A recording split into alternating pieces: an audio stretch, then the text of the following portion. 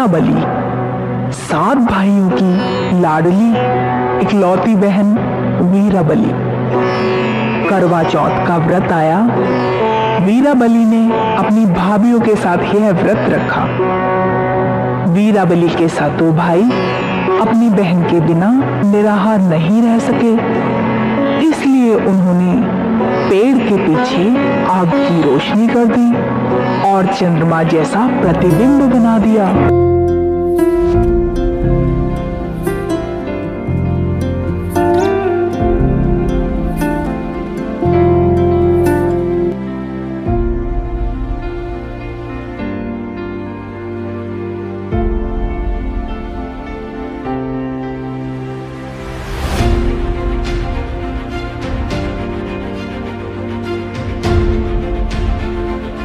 भाइयों ने वीराबली को कहा, बहन, तुम्हारा चांद निकल आया है, तुम भोजन कर लो। वीराबली ने पूछा, मेरी भाभीयों का चांद तो अभी नहीं निकला, फिर मेरा चांद कैसे निकल आया? भाइयों ने कहा, मेरी अनजान वीरा, तेरी भाभीयों का चांद भी निकल आएगा। वीराबली भाइयों की बातों में आ गई और उसका व्रत टूट गया।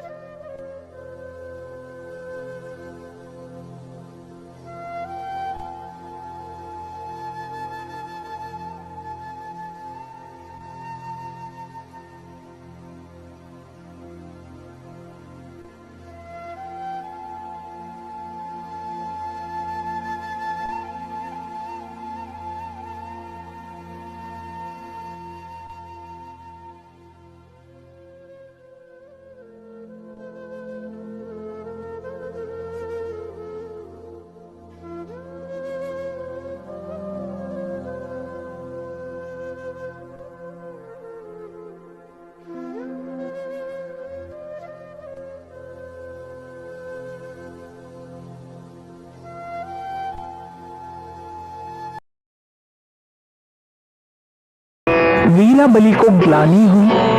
उसने देखा उसके पति के सारे शरीर में सुइयां चुभ गई। इन सुइयों को निकालने में पूरा 1 वर्ष लग गया।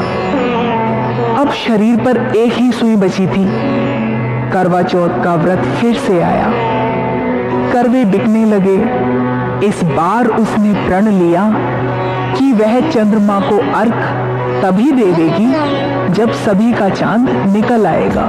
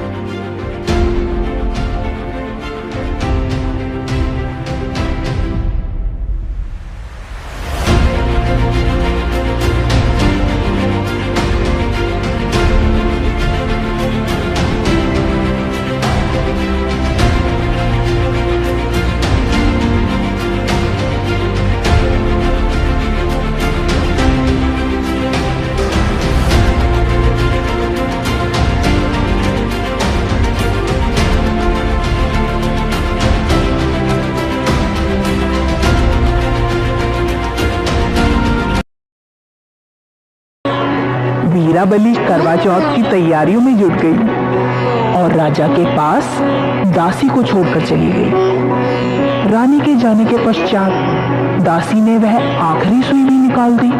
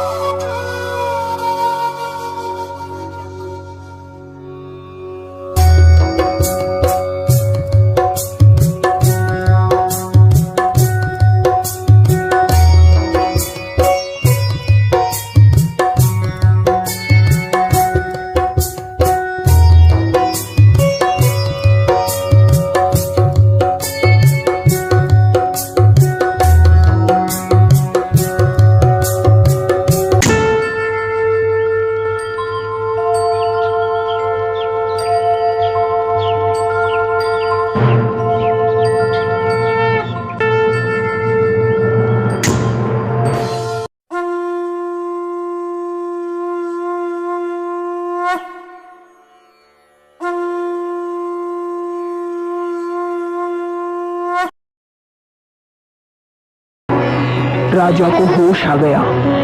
उसने समझा दासी ही मेरी रानी है। जब वीराबली महल में आई तो उसने देखा दासी तो रानी हो गई और रानी दासी जैसा जीवन गुजारने लगी।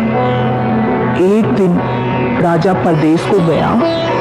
रानी जो असल में दासी थी, उसने राजा से आभूषण, गहने, वस्त्र लाने को कहा और दासी जो असल में रानी थी, एक छोटी सी गुड़िया लाने को ही कहती है।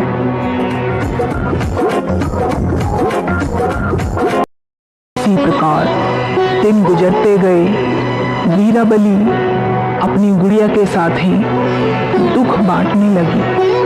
एक दिन राजा ने वीराबली को गुड़िया के साथ बोलते हुए देखा। वह सुना, वह कहती जाती थी, दासी से रानी हुई, रानी से हुई दासी, दासी से रानी हुई, रानी से हुई दासी। राजा ने जब यह सुना, वह समझ गया कि मेरी असली रानी यही है।